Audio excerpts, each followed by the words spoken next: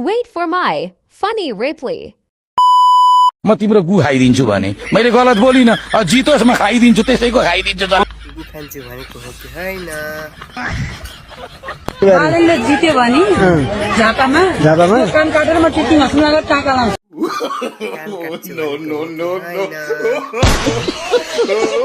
बालेन आयो भने म यो देश छोडेर यो नागरिकता त्यागेर देशै छोडेर म हिँडिदिन्छु ल नागरिकता ट्याक्स भनेको हो कि हैन यो पालि बालेन शाहले जित्यो भने म यो देश छोड्न तयार छु यतै जानु देश छोड्छु भनेको हो कि हैन झापा 5 वटा कसम जित्यो भने मेरो आमा कसम भन्छु त्यो दुईटा कान